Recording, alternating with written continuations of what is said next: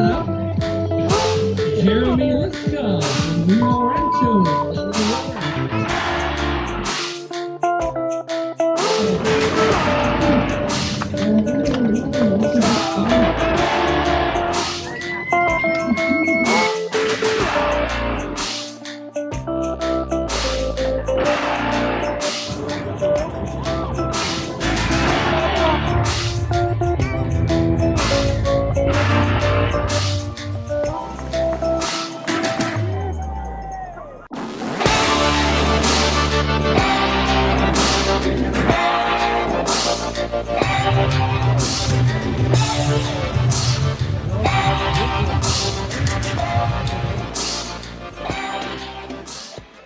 Alright everybody, it has been just over a week since Ironman 70.3 St. George. I'm now back at home. I spent the whole week after the race thinking about the race, how it went, and spending time hiking with my wife and my child. We had a great time out at the Zions, the Bryce, and the Grand Canyon.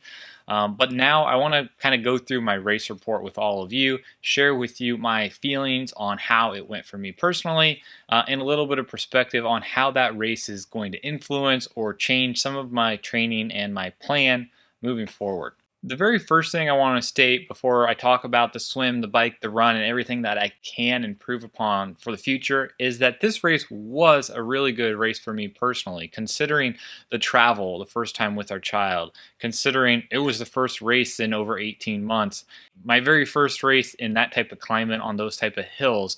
A lot of unknowns for me personally, and the effort level and everything I brought into it. I am thrilled with the result. You saw a little bit of it there in the intro. My overall time, 5 hours, 13 minutes. I'm extremely happy with that because that's a PR for me. And St. George 70.3 is not a PR course for many people, if really any. So I think that certainly says a whole lot about where my training's at in comparison to the past and what I have to look forward to later on this year in some of my upcoming races. Now, all that said, before we talk about swim, biking, and running, let's talk about the pre-race. We flew into Las Vegas, and it was a very easy drive to get up to 70.3 St. George. One of the unique things, though, about 70.3 St. George is that it is a split transition race, meaning T1 and T2 are in two completely different places. And as I just mentioned, that's a complete first for me. Never have I ever been in a race that has a split transition, and I've been doing triathlon for 15 years, so I didn't know what to expect, how that would complicate the logistics of picking up my bike from Tri-Bike Transport, checking in with Ironman, getting my packet and everything, and man, was that a logistical nightmare. I'll spare you a whole bunch of the logistical nightmares, but the whole thing could have been helped with one easy tip. When you go to pick up, make sure to take every single thing you might need to check in for T1 and T2, your bike included. Once you have your packet, you can check in all your run gear, then head to T2 and check in all your bike gear. That's not what I did, and it was a headache. But ultimately, I was able to figure it out, able to get all my gear checked into both transitions, and ready to settle down for the night before the race. Now, moving ahead to the morning of the race. This is where things really started to turn more into my favor. Things started to just move more smoothly. It's a triathlon. I've done a bunch of triathlons. I know how this works. Thinking about my overall swim pace and my goal, I decided to line up at the race with the 33 to 35 minute group. They had us all lined up quite early, and another unique challenge about 70.3 St. George is that this race doesn't allow for any warm-up. You can't get into the water. Any type of warm-up that you do has to be a dry land exercise. Well, that's really difficult once you start lining up into the corral so that you can start swimming, especially I think I was lined up around 6:30 or 6:40, which is 20 to 30 minutes before the race even starts. Doesn't really allow you to do any type of warm-up whatsoever, which means you're going to be jumping into the 61-degree water completely cold and just trying to go for it. And that's a major challenge. I know because I've done that type of race before, and I was a little concerned, especially for a lot of other people, if this was your first race, have you jumped into cold water? Do you know how your body's going to react? For me, the gun goes off, I think a little after 7:10 a.m., 7:15 a.m., and I jump into the water, and exactly what I thought was going to happen happened. About 100 meters in, you're trying to control your breathing, but there's nothing you can possibly do to prevent the hyperventilating that's happening because you just jumped into 61-degree water. It's freezing cold. My body's reacting in shock, and I had to breaststroke for about 100 to 200 yards intermittently while I'm able to catch my breath, calm my breathing back down, and then pick up another rhythm. So certainly that slowed things down when I look at the swim. However, I was able to regain my composure and continue forward once my body was able to finally acclimate to that freezing cold water. Other than that, there's not much else to report in the swim. I was just able to keep it pretty cruisy, very easy type of effort for me, which is exactly what I wanted to do, knowing that I had a pretty hard bike ride coming up. Continued through the swim, was able to come out at just over 36 minutes. So coming out of the water, nothing much to report with T1. Was able to get to my bike, find my bike quite easily. A unique thing about this split transition though that I also learned is when you strip all your gear, everything has to go into a gear bag so that it can be transported to you at the end of the race. That was something I hadn't done before. Obviously, I knew that was going to take a little bit more time. But when I look at my T1, way too much time. Over 7 minutes in T1. I don't know what I was doing in there. I have to be faster there. I have to hustle a little bit faster, and I got to get my bike gear on a little bit quicker.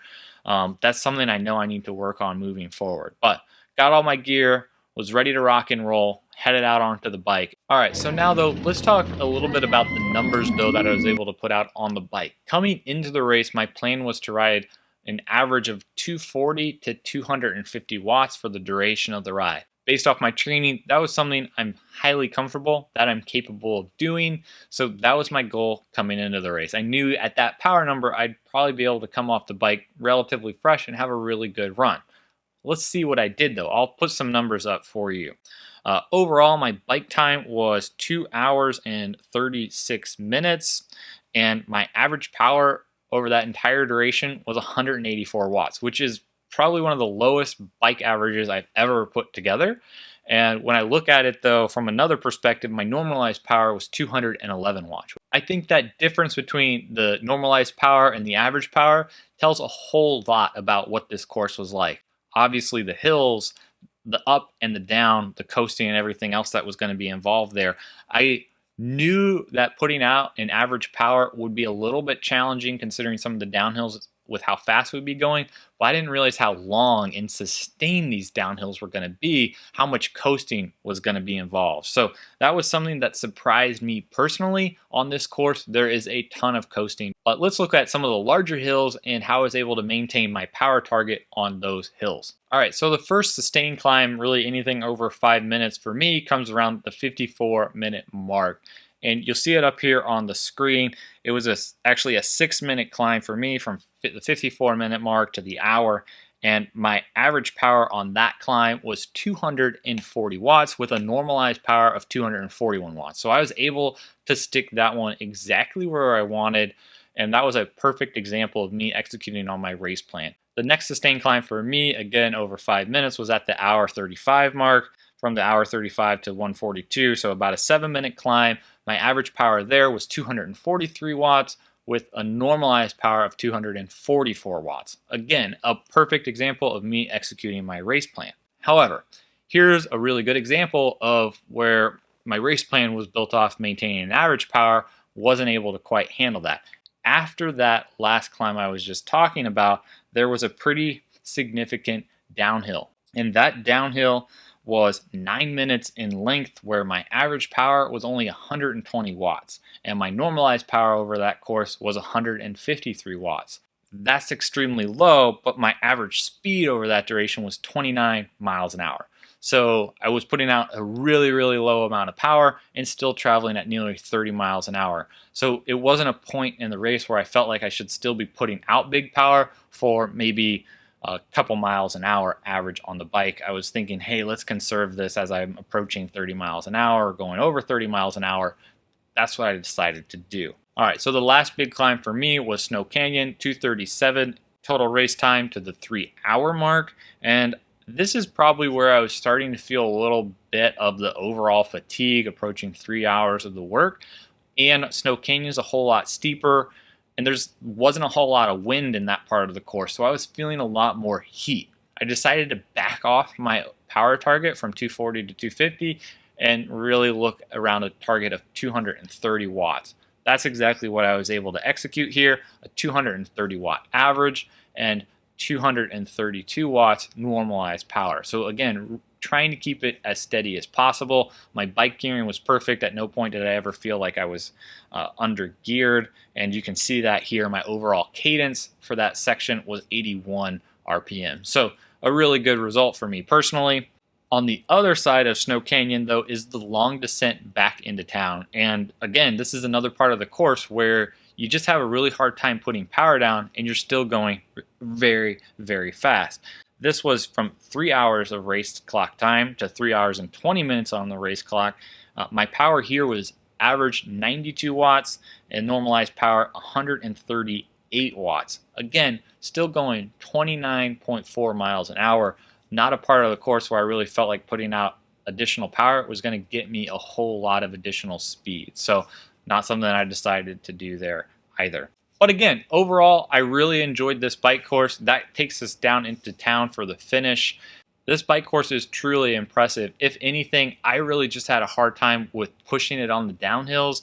If I had a chance to go back and I wanted to improve upon my time, that would absolutely be something that I would have to consider doing in the future. Heading into T2 after that long descent, my legs are feeling fresh, my body temp is now pretty well cooled off, and I'm ready to start running. And coming through T2, get my shoes on, get my race belt, throw the hat on, and I'm out. My run plan here originally was to run with a Stride power meter and target between 290 and 300 watts on the run.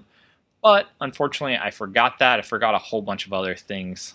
Another story aside, I'm running this entire race on RPE, and I'm just trying to settle down and find the right groove for me personally. Some of the unique challenges to mention on this St. George course is one, the first 3+ miles are all uphill. Yeah, the first 2.5 are pretty gradual before you get to some of the steeper sections of the course, but there's a whole lot of uphill and a whole lot of steep downhill. In fact, there's very little parts of this run course that are flat. And then secondly, this course has absolutely no shade. So if you don't like running in the sun or completely exposed, this isn't the course for you. This is an extremely hot day in St. George. You're not going to have a whole lot of sun, and you're going to be running up and down a lot of hills. This is a run course. I'm getting out onto the course and I'm thinking to myself, this course is made to make you suffer. It's made to make you quit. It's made to make you hate running and hate triathlon. But knowing that, again, just sticking to my plan, I want to go out in a relatively easy RPE because this whole entire race is going to be made up. Time is going to be lost and gained on the back half of the run. If you don't save enough energy for that, you are going to completely blow up and your race is going to be ruined. So knowing that, that's exactly how I went out. Checking out some of my splits from my Garmin, my first mile was actually at 7 minutes and 43 seconds, which was a great time for me. I thought, especially considering the slight uphill that we were at, my RPE coming off the bike, I was still feeling pretty good. The second mile, 7:54.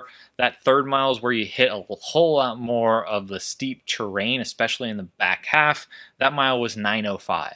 But again, maintaining that same RPE that gave me the 7:45 and the 7:50 mile earlier on. The fifth mile was definitely a lot faster and included a long section of downhill. That was 7:25. And then a whole bunch of my remaining miles hover between 7:57, 8:34. There is a mile in there that's 9:32. That's coming back into town and again heading up a very, very steep bit of terrain that I think at one point when I looked down on my Garmin was telling me I'm doing like 11:30 miles. So it's like an 8 or 8+% gradient. This course is steep. And for me personally, running in Illinois, all the running I do is pretty much flat, unless I'm on the treadmill trying to create some hills.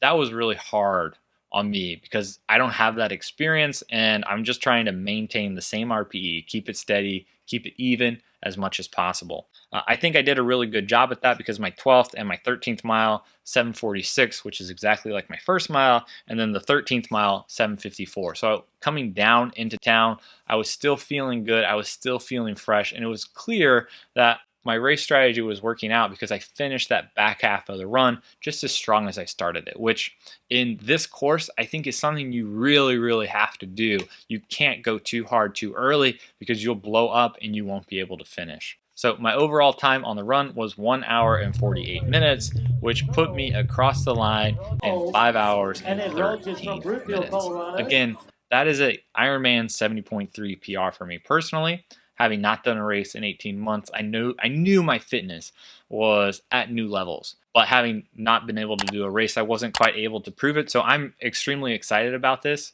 race. Also knowing this wasn't a race where I put 100% into it, knowing all the hiking and everything else that I had coming up later the next week. So I'm excited with that performance. I'm excited to look forward to 70.3 Des Moines, which is coming up in June, and being able to give it a 100% effort. Don't know what type of performance time-wise that will generate for me, but I do suspect that it'll be another PR, and I'm really excited about that. So I hope you've enjoyed this little bit of a race series. Let me know your thoughts, comments, or feedback down below. I'd love to hear from you, especially if you were out there at 70.3 St. George, or maybe even if you're watching this video and you're thinking about doing the 70.3 World Championships coming up later this year. So let me know. Say hi down below. I appreciate you guys for watching. Thank you so much. We'll see you in the next one.